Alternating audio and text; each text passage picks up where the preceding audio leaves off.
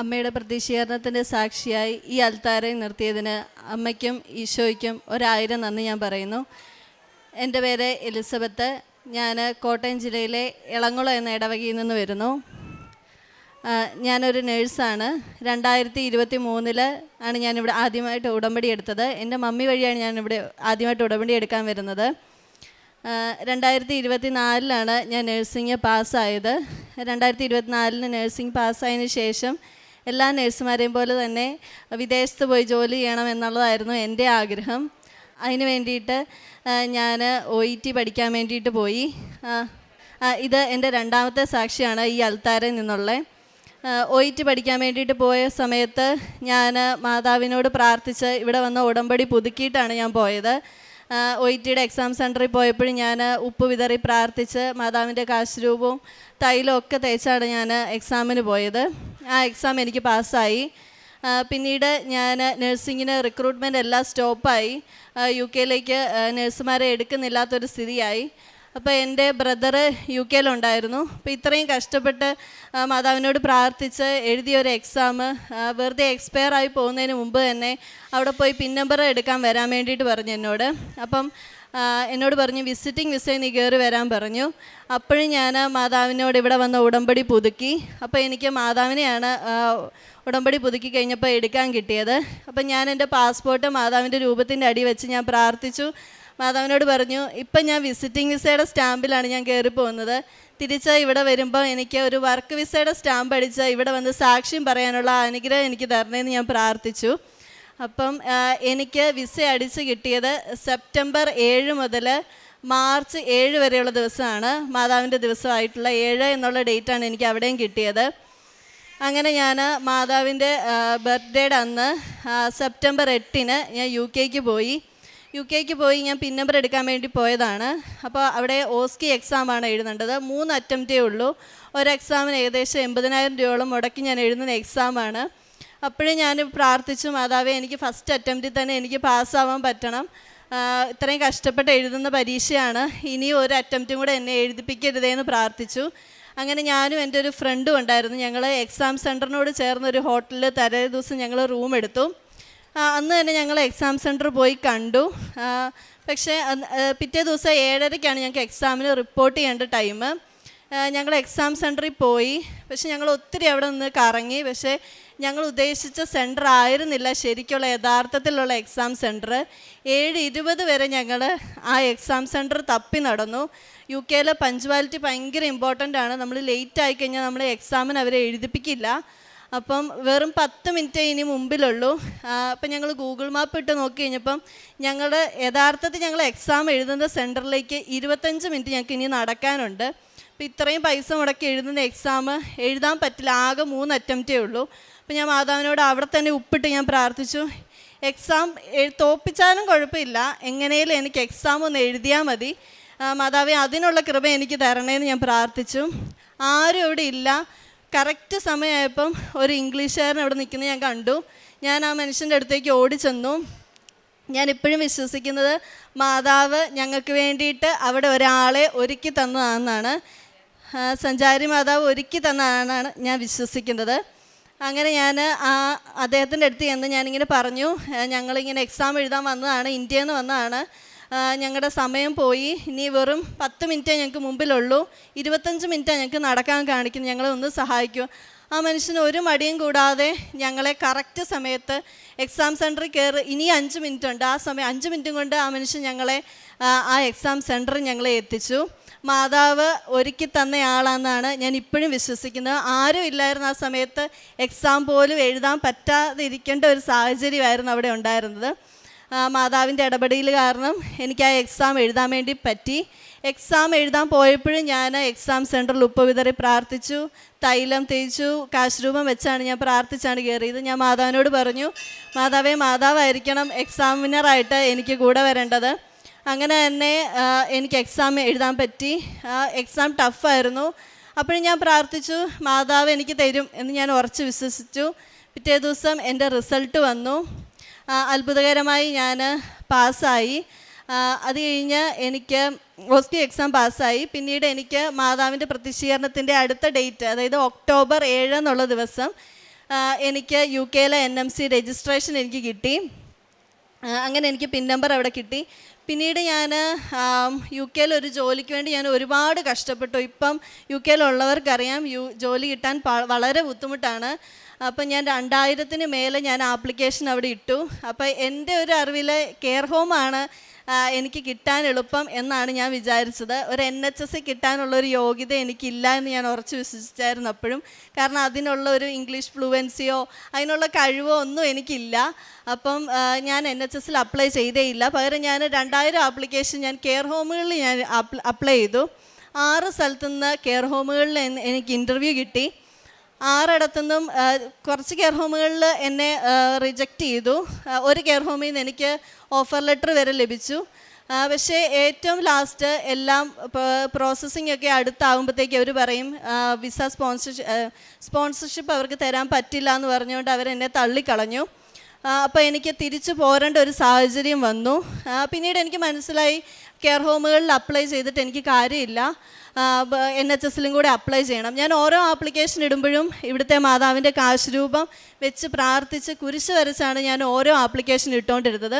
അപ്പോൾ ഞാൻ NHSൽ അപ്ലൈ ചെയ്യാൻ തുടങ്ങി. എനിക്ക് ഉറപ്പാണ് NHSലുള്ളൊരു കിട്ടാനുള്ളൊരു യോഗ്യതയൊന്നും എനിക്കില്ല. 100 ആപ്ലിക്കേഷനോളം ഞാൻ NHSൽ ഞാൻ ഇട്ടു. അങ്ങനെ എല്ലായിടത്തുനിന്നും അവിടുന്ന് എനിക്ക് റിജക്ഷൻ വന്നു. പിന്നെ എനിക്ക് മനസ്സിലായി ഇത് കിട്ടാൻ പോകുന്ന കാര്യമല്ല, ഞാൻ തിരിച്ച് നാട്ടിലേക്ക് വരേണ്ടി വരും. ഞാൻ പ്രാർത്ഥിക്കുമായിരുന്നു, ഞാൻ കരഞ്ഞ് മാതാവിൻ്റെ രൂപം എൻ്റെ കയ്യിലുണ്ടായിരുന്നു. അത് കെട്ടിപ്പിടിച്ച് ഞാൻ കരയുമായിരുന്നു എല്ലാ ദിവസവും രാത്രിയിൽ. നാണം കെടേണ്ട വരും ഞാൻ തിരിച്ച് നാട്ടിൽ ചെന്ന് കഴിഞ്ഞാൽ. ഒത്തിരി പേരുടെ ക്വസ്റ്റ്യൻസ് ഞാൻ ഫേസ് ചെയ്യേണ്ടി വരും. എങ്ങനെയും എനിക്കൊരു ജോലി എന്നെ ഒന്ന് സഹായിക്കണമെന്ന് ഞാൻ പ്രാർത്ഥിക്കുമായിരുന്നു. ലാസ്റ്റ് മാർച്ച് 7-ാം തീയതി എൻ്റെ വിസ തീരുവാണ്. മാർച്ച് 1-ാം തീയതി ചേട്ടൻ എന്നോട് പറഞ്ഞു, നീ ടിക്കറ്റ് ബുക്ക് ചെയ്തോ, തിരിച്ച് നാട്ടിലേക്ക് പോകാനുള്ള ടിക്കറ്റ് ബുക്ക് ചെയ്തോളാൻ പറഞ്ഞു. അങ്ങനെ ഞാൻ ടിക്കറ്റ് ബുക്ക് ചെയ്തു.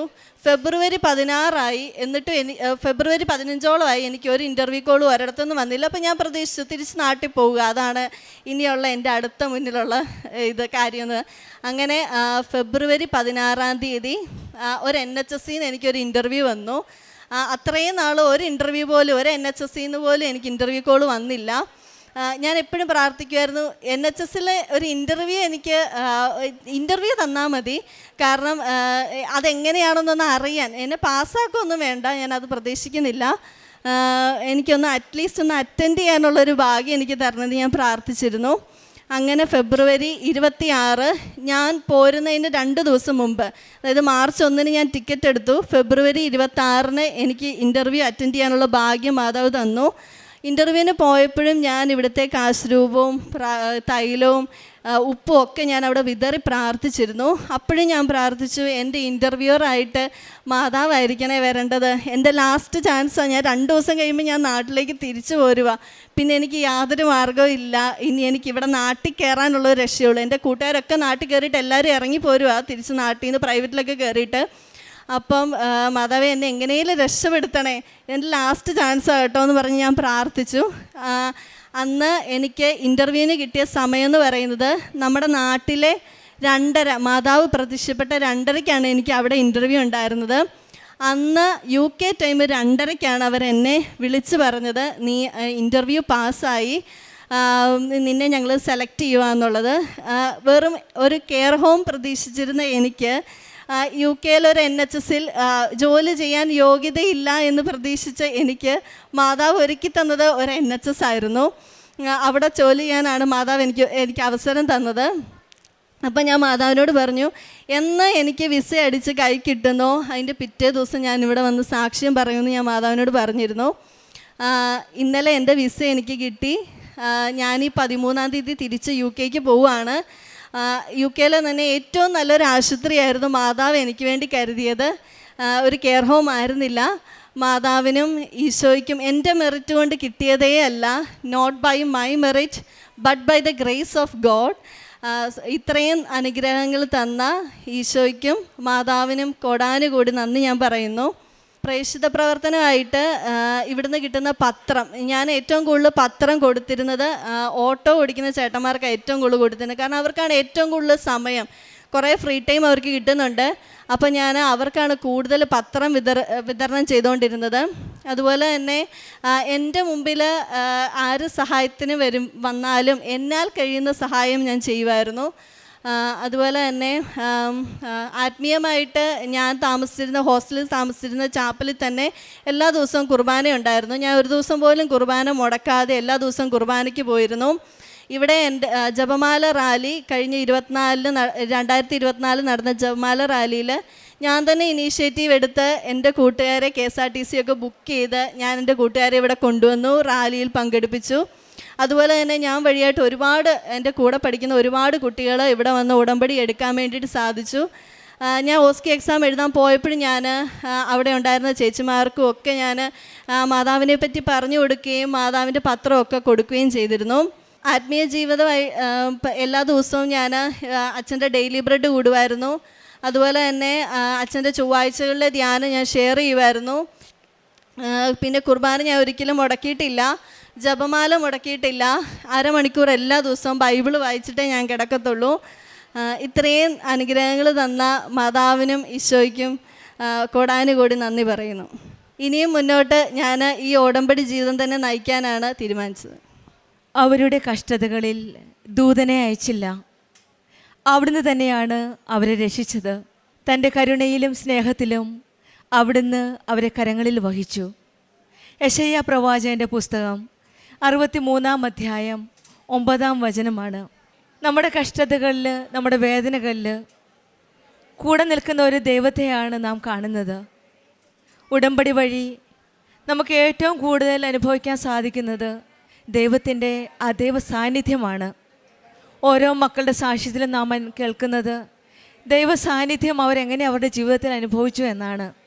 ഉടമ്പടി മക്കൾ മറ്റു മക്കളിൽ നിന്ന് വ്യത്യസ്തരാണ്. കാരണം അവരുടെ കൂടെ എപ്പോഴും ദൈവത്തിൻ്റെ ഒരു സാന്നിധ്യമുണ്ട്, ദൈവം കൂടെയുണ്ട്. കരം പിടിച്ച് നടത്തുന്ന ഒരമ്മയുണ്ട് നമ്മുടെ കൂടെ എന്നുള്ളതാണ് ഓരോ സാക്ഷ്യങ്ങളും നമുക്ക് വെളിപ്പെടുത്തി തരുന്നത്. ഉടമ്പടിയിലുള്ള ആ സ്നേഹബന്ധമാണ്, സ്നേഹത്തിലേക്കുള്ള ഒരു വീണ്ടെടുപ്പാണ്. നാം ഒറ്റയ്ക്കല്ല, നമ്മുടെ കൂടെ നമ്മുടെ ദൈവമുണ്ട് എന്നുള്ളൊരു ഉറപ്പാണ് നമുക്കുള്ളത്. എലിസബത്ത് സെബാസ്റ്റ്യൻ എന്ന മകളുടെ സാക്ഷ്യത്തിലും നാം അത് തന്നെയാണ് മനസ്സിലാക്കാൻ സാധിക്കുന്നത്. നമ്മുടെ ജീവിതത്തിൽ, നമ്മുടെ കഷ്ടതയിൽ നമ്മുടെ കൂടെയുള്ള ദൈവത്തെ കൂടുതൽ കരുതലോടെ നമ്മളെ മുന്നോട്ട് നയിക്കുന്ന ആ ദൈവത്തിൻ്റെ കരങ്ങളിലേക്ക് നമ്മുടെ ഓരോ കാര്യങ്ങളും നമുക്ക് വിട്ടുകൊടുക്കാം.